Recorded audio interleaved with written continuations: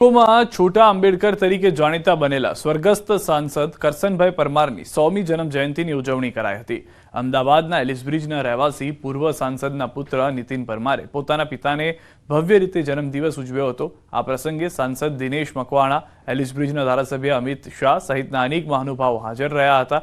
મહત્વનું છે કે પૂર્વ સાંસદે મહાગુજરાત, ભૂમિહીન ખેત મજૂરો અને મેલ મજૂરોનું આંદોલન કર્યું હતું અને તેમણે વિનોબા ભાવે જેવા મહાનુભાવો સાથે સૌરાષ્ટ્રના અનેક ભૂદાનની યોજનામાં ભાગ ભજવ્યો હતો।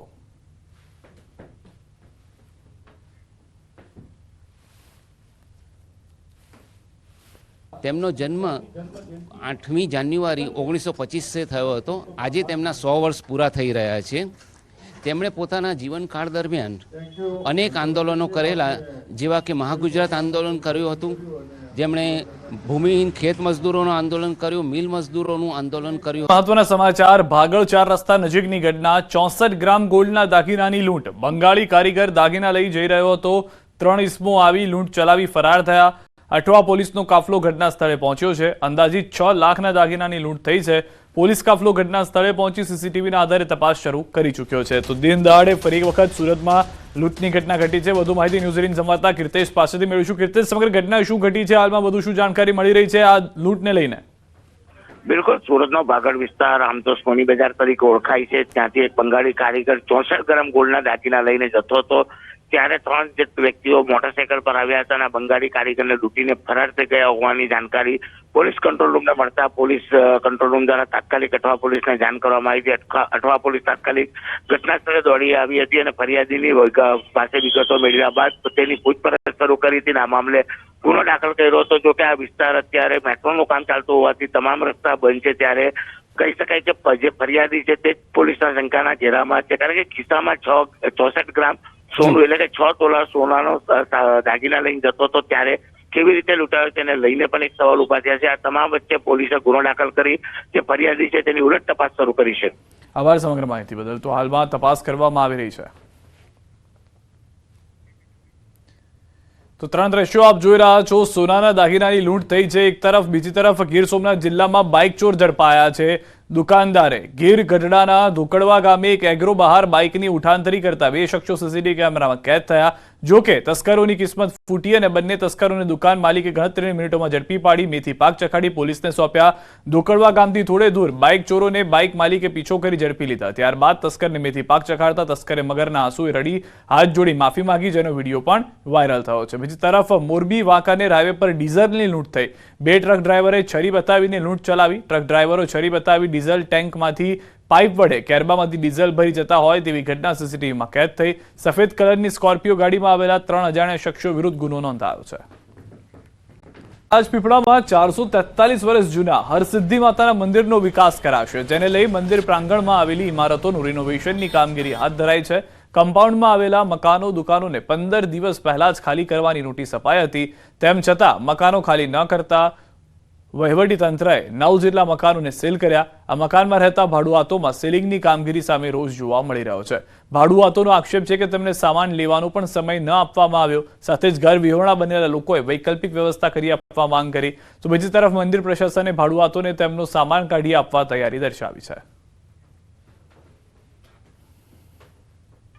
રાજપીપળા ખાતે હરસિદ્ધિ મંદિર, પ્રસિદ્ધ હરસિદ્ધિ મંદિર આવેલું છે। હરસિદ્ધિ મંદિરના આજુબાજુના જે વિસ્તાર છે જે મંદિરના પ્રાગટ્યમાં આવે છે, ત્યારે જેઓને જે રહેણાંક વિસ્તાર છે, દુકાનો છે, જેમને આજે સીલ મારી દેવામાં આવી છે। તમને બતાવીશ કે જે આ મકાનો છે, આ મકાનો જે છે એમને નોટિસ આપવામાં આવી હતી કે ભાઈ રિનોવેશનના માટે આ મકાન ખાલી કરવા, પરંતુ મકાન માલિકો દ્વારા ખાલી ન કરાતા આજે સવારે જ એને સીલ મારી દેવામાં આવી છે। જોવા જઈએ તો ખાસ જે હરસિદ્ધિ માતાનું મંદિર છે 443 વર્ષ પુરાણું મંદિર છે, ત્યારે જે મકાન માલિકોને ખાલી કરી દેવામાં આવ્યા છે તે આપણી સાથે છે। એમની સાથે વાત કરીએ। બેન, તમને કઈ રીતે નોટિસ આપવામાં આવી હતી અને કેટલા દિવસમાં નોટિસમાં ખાલી કરવાનો વારો આપવામાં આવ્યો હતો, તે ટાઈમ પીરિયડ આપવામાં આવ્યો હતો, ત્યારબાદ પણ તમને શું કહેવામાં આવ્યું હતું? પહેલા અમને એવું કીધું હતું કે આ રિપેરિંગ કામ ચાલુ કરવાનું છે, તો થોડા સમય માટે ખાલી કરીને આપો। પછી એકદમ જ બીજી વાર નોટિસ આવી ગઈ કે 15 દિવસમાં ખાલી કરીને આપો, ને અમે અમારી સ્વેચ્છાએ રૂમ ખાલી કરવા તૈયાર જ હતા। અમને અમારી સગવડ આપો, પણ એ સગવડ આપવા તૈયાર તમે ખાલી જ કરી નાખો। શું કેવું છે તંત્રનું, કેમ આ રૂમો ખાલી કરવાનો કહેવામાં આવ્યું છે? કે બહુ જૂના સમયનું કામકાજ છે, એટલે રિપેરિંગ કરવા માટે ને બાંધે તો અમને કોઈ વાંધો નથી. મંદિરનું ડેવલપમેન્ટ થાય તો અમને કોઈ આપત્તિ નહીં, પણ અમને અમારી સગવડ આપો. અમારી સગવડ નથી. તમે કેટલા વર્ષોથી અહીંયા આગળ રહ્યો છો? 40 વર્ષ થયા. અન્ય બેન પાસે વાત કરીએ. બેન, તમારે કેટલા દિવસમાં તમને ખાલી કરવાની નોટિસ આપવામાં આવી હતી? અમને પહેલા 15 દિવસની આપી હતી, પછી પાછા 2 દિવસ પછી ખાલી કરવાનું કીધું. આજે તમને સામાન તમારો ક્યાં છે ને તમે ક્યાં ઊભા છો? અમારા સામાન કઈ રૂમમાં જ છે, અંદર જ છે. બહાર અમે કશું કાઢી નહીં શક્યા. બધું ખાવા પીવાની વસ્તુ બધું અંદર જ છે. છોકરાઓ નાના નાના હવે કઈ લઈને જવાનું અમારે? હા, શું કહેશો તમે? તમારે શું માંગ છે હવે? અમને બસ અમે રૂમની બદલે રૂમ આપે, બસ. અમે આજે 40 વર્ષથી રહીએ છીએ. હવે અમારે ક્યાં જવાનું? આ ઠંડીમાં છોકરાઓને લઈને ક્યાં જશું? મકાન માલિકોને હાલ આજે સવારમાં જ વગર કહીએ જ સીલ મારી દે અને બહાર કાઢી મૂકવામાં આવે છે, જેમનો રોષ આજે ન્યૂઝ 18 ગુજરાતી સામે ઠાલવી રહ્યા છે. દીપક પટેલ, ન્યૂઝ 18 ગુજરાતી, નર્મદા. પરંતુ આ મંદિરનો વિકાસ કરવા માટે કલેક્ટરશ્રી અને સરકારની સૂચના હોય ને સરકારના ભંડોળ અને ટ્રસ્ટના ભંડોળમાંથી કરવાની થાય છે. આ માટે તમામ લોકોને જાણ કરવા છતાં ખાલીકરણ ન હતું એટલે આજ રોજ સીલ કરવામાં આવેલ છે. ટોટલ 9 મકાનોને સીલ કરવામાં આવેલા છે ભાડુઆતોના, અને કલેક્ટર સાહેબની સૂચના છે કે તેઓ જ્યારે માગે ત્યારે સામાન કાઢવા બહાર એમને ચાવી આપવી. સમાચાર. મંજૂરી વગરની દુકાનો પર તંત્રની તવાઈ. 12 દુકાનો પર ડિમોલિશનની કાર્યવાહી. ગેલેક્સી સિનેમા પાછળના વિસ્તારમાં મંજૂરી વગર ખડકી દેવાઈ હતી 12 દુકાનો. મહાનગરપાલિકા દ્વારા પોલીસ સાથે ડિમોલિશન કાર્યવાહી હાથ ધરાઈ છે. વહેલી સવારથી જ જામનગર મહાનગરપાલિકાની એસ્ટેટ વિભાગની ટીમ ડિમોલિશન માટે પહોંચી. જામનગર મહાનગરપાલિકા દ્વારા ગેલેક્સી ટોકીઝ પાછળના વિસ્તારમાં આવેલી 12 જેટલી ગેરકાયદેસર દુકાનો છે તેને તોડી પાડવામાં આવી રહી છે. જે પ્રકારના દ્રશ્ય આપ જોઈ રહ્યા છો, વહેલી સવારથી જ અહીં મહાનગરપાલિકાના એસ્ટેટ વિભાગના અધિકારીઓ બુલડોઝર સાથે આવી પહોંચ્યા છે અને જે મંજૂરી વગરની ગેરકાયદેસર દુકાનો છે તે તોડવા ડિમોલેશન કાર્યવાહી છે તે હાથ ધરવામાં આવી છે. હાલ સવારથી જ અહીં જે પ્રકારે ડિમોલેશન કામગીરી છે તે હાથ ધરવામાં આવી છે. મહાનગરપાલિકાના અધિકારી પણ છે, એમની સાથે વાત કરીશું. શું કહેશો સાહેબ, કયા પ્રકારની કામગીરી? અત્યારે જે આપ જોઈ રહ્યા છો, 12 જેટલી દુકાનો અત્યારે બનેલી હતી, જેની મહાનગરપાલિકાની કોઈ પણ જાતની મંજૂરી લેવામાં આવેલી ન હતી અને ટોટલી ગેરકાયદેસર હોવાના કારણે નિયમ અનુસારની તમામ પ્રક્રિયા પૂર્ણ કરી અને આજ રોજ આ બાંધકામ દૂર કરવાની કામગીરી મહાનગરપાલિકા દ્વારા હાથ ધરવામાં આવેલી છે. કેટલું બાંધકામ હતું અને કેટલા ચોરસ ફૂટમાં બાંધકામ કરવામાં આવ્યું હતું? આશરે 12 જેટલી દુકાનો અને 5,500 ફૂટ જેટલું બાંધકામ કરવામાં આવેલું હતું, જેને અત્યારે દૂર કરવાની કામગીરી હાથ ધરવામાં આવેલી છે. વાત કરવામાં આવી 5,500 ફૂટ છે તે 5,500 ફૂટમાં અહીં બાંધકામ કરવામાં આવ્યું. 12 જેટલી દુકાનો છે, કોઈ પણ જાતની મંજૂરી વગર બનાવવામાં આવી હતી, તેને તોડી પાડવા માટે પોલીસ સાથે મહાનગરપાલિકાએ ડિમોલેશન કામગીરી છે તે હાથ ધરી છે. કિંજલ કારસરિયા, ન્યૂઝ 18 ગુજરાતી, જામનગર. તો 3 દ્રશ્યો અમે આપણે બતાવી રહ્યા છે જે કાર્યવાહી કરવામાં આવી રહી છે. એક તરફ રસ્તાના દબાણને હટાવવામાં આવ્યા છે, બીજી તરફ 27 જેટલા દબાણો દૂર કરાયા છે અને 12 દુકાનોની પર કાર્યવાહી કરવામાં આવી છે. ગીર સોમનાથ, ભરૂચ અને જામનગરની અંદર 3 વિસ્તારની અંદર જેટલા પણ ગેરકાયદેસર બાંધકામ હતા, જે પણ ચિત્રરૂપ બાંધકામ હતા, તે તમામને ઉખાડી ફેંકવામાં આવ્યા છે. જે કોર્પોરેશનની ટીમ છે, સ્થાનિક તંત્ર જે કામ કરી રહ્યું હતું, તેની સાથે પોલીસનો કાફલો પણ ખડે પગે ત્યાં સજ્જ જોવા મળી રહ્યો છે.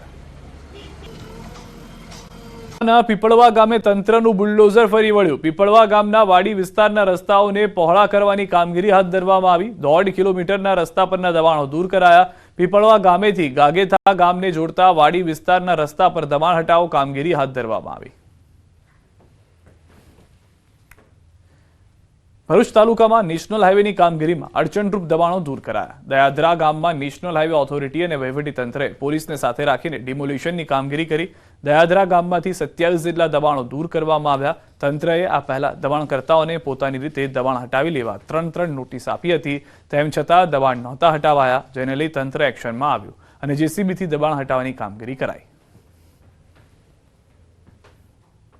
27 જેટલા ઈસમોની અમે નોટિસ બજવણી કરેલી અગાઉ 3 વખત અને આજ રોજ એ 27 એને આગલા દિવસે જાણ કરેલ છે. આજે સંયુક્ત ટીમ છે, જેબી, ફોરેસ્ટ અને મામલતદાર અને જિલ્લાના તમામ એસપી, ડીવાયએસપી ના માણસો બી આજે હાજર છે સરકારી જનરલ હોસ્પિટલનું તંત્ર પણ સજ્જ જોવા મળ્યું. નવા વાયરસને લઈ હોસ્પિટલ ખાતે વોર્ડ ઊભો કરાયો. 10 બેડ, વેન્ટિલેટર, દવા સાથે વોર્ડ તૈયાર રખાયો. HMPV ગ્રસ્ત દર્દીઓ આવશે તો તેને વોર્ડમાં રખાશે. ડોક્ટર RMO દ્વારા સાવચેત રહેવા અપીલ કરાઈ છે. હાથ સાફ રાખવા અને પૌષ્ટિક આહાર લેવા જણાવાયું. જનરલ હોસ્પિટલમાં તમામ તૈયારીઓ પૂર્ણ કરી દેવાઈ. HMP વાયરસની દસ્તકને લઈ રાજકોટ સિવિલ હોસ્પિટલનું તંત્ર એલર્ટ થઈ ગયું છે. 40 ટનથી વધુ ઓક્સિજન કેપેસિટી ધરાવતા 3 ઓક્સિજન પ્લાન્ટ કાર્યરત કરી દેવામાં આવ્યા છે. રાજકોટ સિવિલ હોસ્પિટલમાં 10 બેડનો ખાસ આઇસોલેશન વોર્ડ પણ તૈયાર કરવામાં આવ્યો છે. આ વોર્ડ ઓક્સિજન અને વેન્ટિલેટરની સુવિધા સાથે સજ્જ છે. સાથે જ દવાનો પૂરતો સ્ટોક પણ ઉપલબ્ધ કરાવાયો છે. HMPના દર્દીઓ નોંધાય તો પૂરતી સારવાર મળી રહે તે માટે હોસ્પિટલમાં તમામ પ્રકારની સુવિધા ઊભી કરવામાં આવી છે. HMPV વાયરસને લઈને રાજકોટનું સિવિલ તંત્ર છે તે એલર્ટ છે. રાજકોટ સિવિલ હોસ્પિટલ ખાતે 10 બેડની વોર્ડ છે તે કાર્યરત કરી દેવામાં આવ્યું છે. તો બીજી તરફ જે ઓક્સિજન પ્લાન્ટ છે તેમની પણ સંપૂર્ણ તૈયારી કરી દેવામાં આવી છે. જેટલા પણ પેશન્ટ અહીંયા આવે, કદાચ જે કોરોના જેવી કોઈ સ્થિતિ ઊભી થાય તો પણ તેને પહોંચી વળાય, ઓક્સિજનની કોઈ ઘટ ન સર્જાય એટલા માટે ઓક્સિજન પ્લાન્ટ છે તે પણ જે છે અત્યારે કાર્યરત કરી દેવામાં આવ્યા છે. ખાસ કરીને રાજકોટ સિવિલ હોસ્પિટલમાં કોરોના સમયે જે છે અલગ અલગ ઓક્સિજન પ્લાન્ટ જે વસાવવામાં આવ્યા હતા. 3 જેટલા ઓક્સિજન પ્લાન્ટ છે તે અત્યારે અહીંયા કાર્યરત છે. આ ઉપરાંત 40 ટન જેટલો ઓક્સિજન છે તે જે કહી શકાય કે તેમની સંગ્રહ કેપેસિટી પણ ધરાવે છે. ખાસ કરીને જે કદાચ કોઈ પરિસ્થિતિ વણસે છે તો તેને લઈને પણ આરોગ્ય વિભાગ છે તેમના દ્વારા તમામ તૈયારીઓ પણ જે શરૂ કરી દેવામાં આવી છે. અહીંયા જેટલા પણ પેશન્ટ આવે તેમને ઓક્સિજનની ઘટ ન સર્જાય તે માટેની એક વિશેષ વ્યવસ્થા કરાઈ હોવાનું પણ જાણવા મળી રહ્યું છે. અપીલ કથાકાર મોરારી બાપુએ જનતાને કરી છે અપીલ. HMP થી બહુ સાવધાન રહેજો. મોરારી બાપુએ કહ્યું કે ભયંકર નથી પણ પૂરતી સાવધાની જરૂરી છે. રામકથામાં ઉપસ્થિત શ્રોતાઓને પણ કરી અપીલ કરતા બાપુએ કોરોનાનો પણ ઉલ્લેખ કર્યો હતો.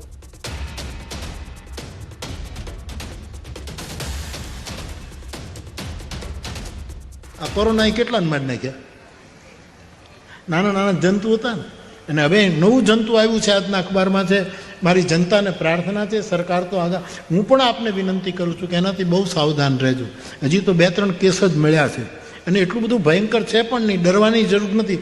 પરંતુ બહુ બધાને યારે હાથ ન મેળવવા, ખાલી આમ કરવું, તારે મારે આકાશ પાતળ જેટલું છેટું છે. બોગસ તબીબોનો રાફડો ફાટ્યો. વધુ 4 બોગસ તબીબોની ધરપકડ થઈ. અલગ અલગ ક્લિનિક પર પોલીસની તપાસ. જિલ્લામાં આરોગ્ય વિભાગની ટીમને સાથે રાખીને કાર્યવાહી કરવામાં આવી. મેડિકલ ડિગ્રી વિના એલોપેથીની પ્રેક્ટિસ કરતા એલોપેથી દવાનો જથ્થો તેમજ મેડિકલ સાધન સામગ્રી સહિતનો મુદ્દામાલ જપ્ત કરવામાં આવ્યો. તમામ સામે કાયદેસરની કાર્યવાહી હાથ ધરાઈ છે. સુરત ભેસ્તાન પોલીસની પકડમાં ઉભેલા આ 4 વ્યક્તિઓ છે મુન્નાભાઈ MBBS. કારણ કે સુરત પોલીસે શ્રમિક વિસ્તારોમાં વગર ડિગ્રી અથવા તો બોગસ તબીબ બનીને લોકોના સ્વાસ્થ્ય સાથે ચેડા કરતા હોય તેવા વ્યક્તિઓ વિરુદ્ધ એક અભિયાન શરૂ કર્યું છે. જેના ભાગરૂપે ભેસ્તાન પોલીસે ગઈકાલે તેમના વિસ્તારમાં 22 જેટલા ક્લિનિકો પર તપાસ કરી હતી. જેમાંથી 4 જેટલા મુન્નાભાઈ MBBS એટલે કે બોગસ તબીબો ઝડપાયા છે. વગર ડિગ્રીએ પ્રેક્ટિસ કરતા હતા. તમામ લોકોને જ્યારે જાણવાનો પ્રયાસ કર્યો ત્યારે 15 વર્ષથી લઈ 40 વર્ષ સુધીની આ લોકોની પ્રેક્ટિસ છે.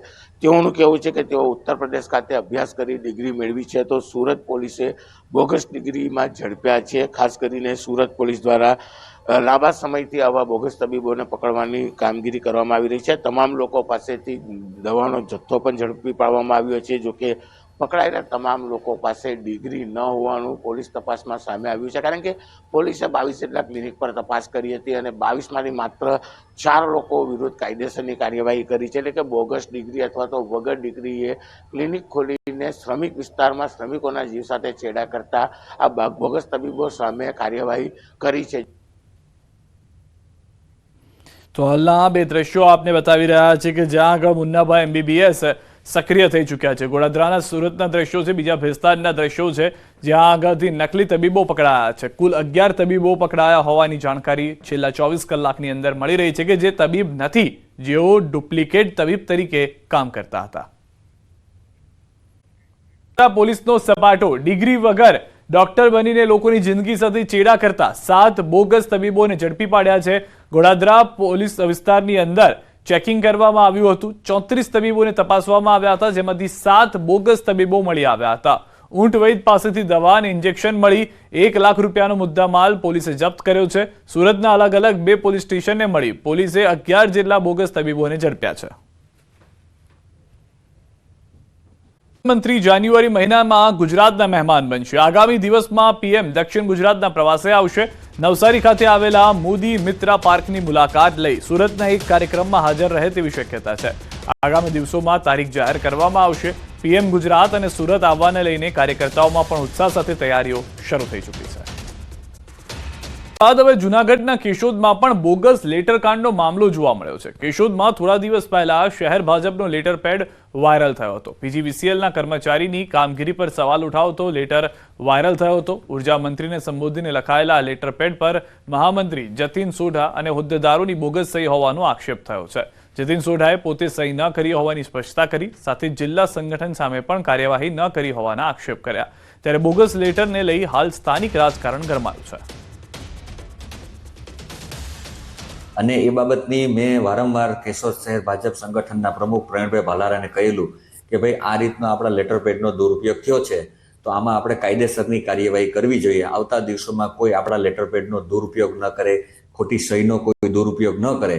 પરંતુ તેનો મને કોઈ જાતનો પ્રત્યુત્તર નથી મળ્યો કે ભાઈ આ રીતનું જો પાર્ટીમાં ચાલતું હોય અને કેશોદ શહેર સંગઠનના પ્રમુખ આમાં કોઈ જાતનો રસ ન દાખવો, તેથી કરીને મારે ના છૂટકે આજે આ કરવું પડે છે અને તેમાં મારી સહી ખોટી દુરુપયોગ કરવામાં આવ્યો છે. કાંડ કેસમાં પ્રેસ કોન્ફરન્સ થોડી વારમાં થશે. પ્રેસ કોન્ફરન્સ એસપી કચેરીમાં પહોંચ્યા છે પાયલ ગોટી, જેની ઠુમ્મર, વકીલ યાજ્ઞિક પણ હાજર છે.